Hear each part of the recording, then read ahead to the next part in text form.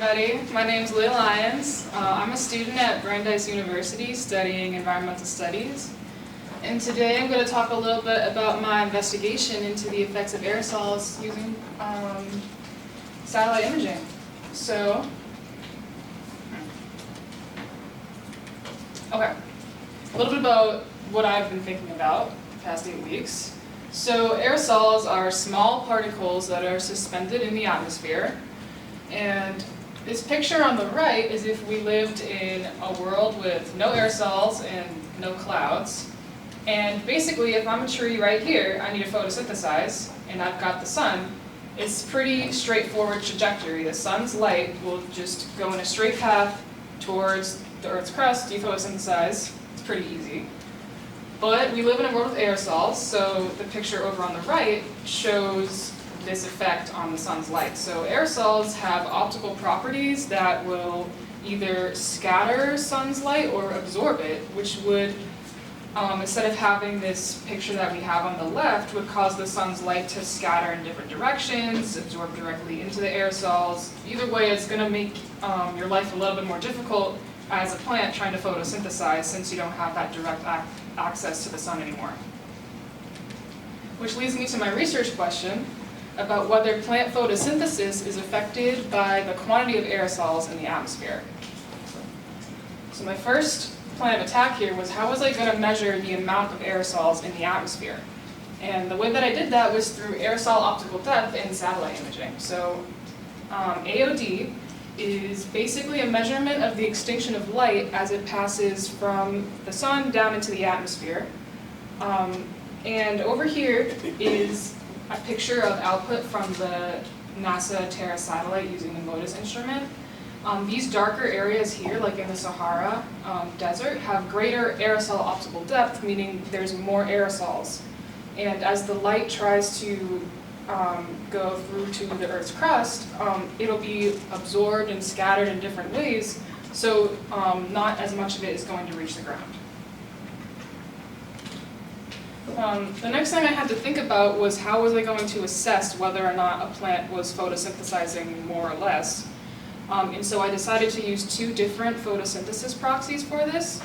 So the first one was NDVI, which is Normalized Difference Vegetation Index. And what this does is it measures the health and density of a plant, basically like how green it is.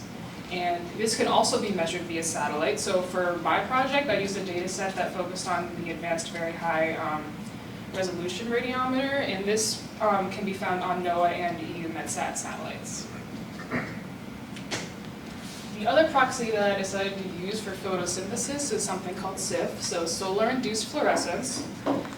So over here, we've got a little bit of photosynthesis going on. So for a plant to photosynthesize, it needs sunlight, it needs the carbon dioxide from the atmosphere, and it needs H2O to make the sugars and the oxygen.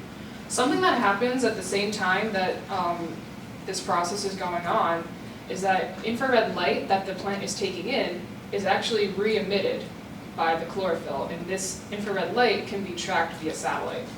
So for my purposes, I use the OCO2, the Orbiting Carbon Observatory 2, whose main purpose is actually to measure carbon dioxide in the atmosphere. So the fact that, this little bit of SIF was awesome for me. And this is a really strong indicator of photosynthetic activity, and because it's more closely related to the actual photosynthetic process, it's a little bit different from NDVI. Alright, so I wanted to focus on 2 different types of ecosystems, and for each ecosystem I wanted to look at 2 different regions. So my first ecosystem type is an Appalachian mixed mesophytic oak forest, which mesophytic just means that it gets a moderate amount of precipitation, and this kind of ecosystem has a pretty temperate climate, nice biodiversity, pretty woody species, pretty autumns too. So we've got Talladega National Forest, which is in Alabama, and the other one I'm going to focus on is the Garrett State National Park in Maryland. The other ecosystem type I was interested in was an old growth sequoia grove. So this type of ecosystem will have lots of conifers. If you've seen a sequoia tree at all, they've got these huge trunks and they're really tall, and they're usually green year-round. And usually there's little to no understory in these areas. So understory is just plants that grow close to the ground. stuff like grass or like a nice bush. So this could affect their NDVI and SIF levels compared to like a mesophytic mixed forest. So I focused on Yosemite National Park and Sequoia National Forest, which are both in California, and I'm interested in these areas because of their proximity to wildfire and how this would affect the amount of aerosol in the atmosphere. Okay, so now I wanted to think about how aerosol optical depth was changing over time. So this is just from 2006 to 2020, AOD measurements taken in July of each year for all the locations. And you can see for Talladega, which is the blue line, overall a downward trend. And its ecosystem counterpart, Garrett, in red, has a lower AOD average over time, but they kind of get around the same level around 2015. And then for the Yosemite and Sequoia, which are green and orange, Yosemite overall had a higher AOD than Sequoia did, but they do tend to align when they spike. For instance, in 2018, pretty lined up, but this is, I suspect, from wildfires at the time, like the really large California wildfires in that year. Okay, so since I'm using two different proxies for photosynthesis, I was interested in seeing how related they are to each other. So I did a linear regression plot, and through NDVI on the X, SIF on the Y, and I took measurements in the month of July from 2015 to 2020 for each location, and I plotted them against each other. And then I wanted to find this linear relationship, so I took an R squared value here. And for R squared, if it's closer to 0, that usually means there's a weaker association between the values. And if it's closer to 1, that means there's a stronger association. And I found an R squared of 0.82, so there was actually a pretty strong association between SIF and NDVI in these regions. Now I'm going to be using the same temporal scale throughout the rest of the project, so month of July from 2015 to 2020. And this is for SIF levels in each location, and what I found was that the mixed mesophytic forests had the greatest SIF over time, but that the location itself that was the greatest was Garrett, actually, which is the red block here. And Talladega was second, but even though it's much higher than the Sequoia groves, it's not that close to Garrett, which I found to be interesting. And if you take a look at NDVI, the difference between Talladega and Garrett is a lot less, and in some regions actually, or in some years, Talladega was higher than Garrett, like in 2016. But what stayed the same was that the mixed mesophytic forests had a greater photosynthesis proxy value than the Sequoia grove ecosystems did. Okay, so now I've got to think about how the SIF and NDVI are actually related to the aerosols. So I did another linear regression using the same methods as I did for SIF and NDVI, but I focused specifically on each location. So starting off in Talladega, we've got a negative slope, which just means that as AOD was increasing, that usually meant that SIF would decrease. And our R squared value was 0.29. So there is some correlation happening between SIF and AOD in these regions, but it's not super strong. As for Garrett, which is the other mixed mesophytic forest, you see another negative slope and an R squared value of 0.42. So it's a little bit stronger in this area. For Yosemite, which is the other Sequoia grove, we had another negative slope and an R squared value of 0.68, so it's going to get a little higher here. Yeah, no. Okay, so this slope is 0, basically. And this R squared value is also essentially 0. So you could say there's a negligible amount of correlation between SIF and AOD in the Sequoia region. Okay, so now I'm going to focus on NDVI versus AOD. And going back to Talladega, we have another negative slope, so as AOD is increasing, the NDVI would usually decrease, and there's an R squared of 0.39. For Garrett, another negative slope and an R squared value of 0.65. In Yosemite, another negative slope and an R squared value of 0.59. And then for sequoia, there's a negative slope, and there's an R-squared value of not zero, 0.23. So that was something to clap about for me. So that means there's some correlation happening there. So what we can take away from this analysis is that there is a strong association between SIF and NDVI in these regions. We also saw that SIF and AOD had some correlation in all of the regions that we looked at except for sequoia, so that is something that could be looked into further. And SIF and NDVI tended to be greater in the mixed mesophytic forests than in a sequoia grove, which was to be expected because of the general lack of understory in a sequoia grove and the greater biodiversity found in a mixed mesophytic forest.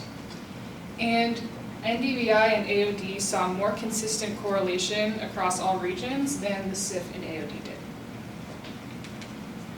So if I wanted to further investigate what's going on here, one thing you could think about is whether certain types of aerosols have different effects on photosynthesis. So for this study, I was only focusing on the quantity of aerosol, but if I was interested in whether black carbon had a different effect on photosynthesis or other types of optical properties based on composition. You could also investigate different types of ecosystems. I only looked at 2, and there's a whole bunch in the world, so there's lots to be looked at there. And then also thinking about how satellites are becoming more advanced. And for instance, SIF was quite new when I was first looking at it, but as we get further into the future, you can get more robust time records that would allow you to analyze further this kind of topic. I'd like to thank everybody on this slide for supporting my project and NASA SARP in general, and I'm really grateful for this opportunity to be here. I'd love to take any questions right now.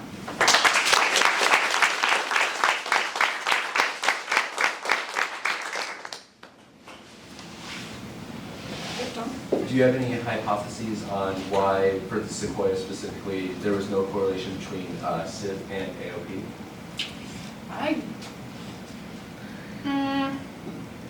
I'm not sure at the moment. That's something that I would like to look into, especially because it wasn't like NDVI versus AOD had no correlation, so that is something that I find interesting.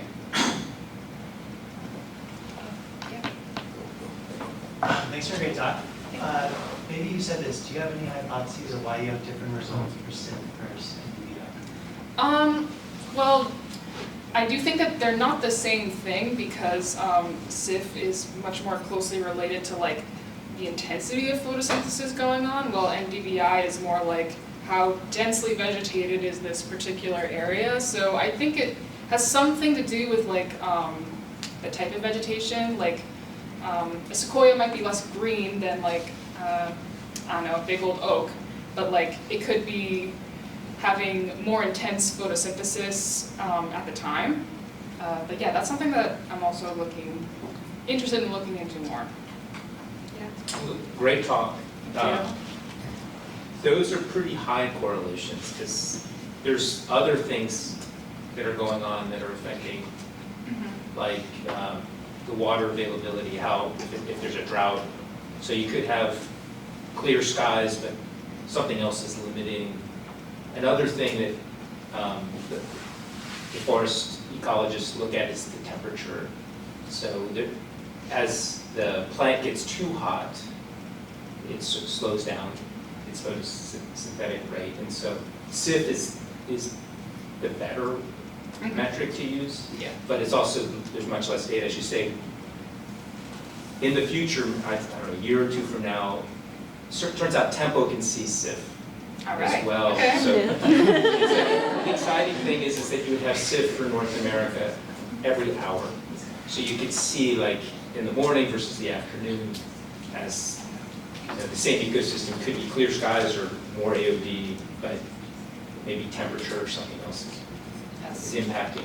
Or you could look at even crops versus forests. But really excellent study. Thank you so much. Thank you. Any questions from the chat? There was one from Gao Chun, but he said Barry answered it. It was any difference in environmental conditions. Okay. All right. Well, thank you. Oh, you got me. Go ahead. Got the gal, sorry. Oh, okay. Said nice question. Okay, Val. great.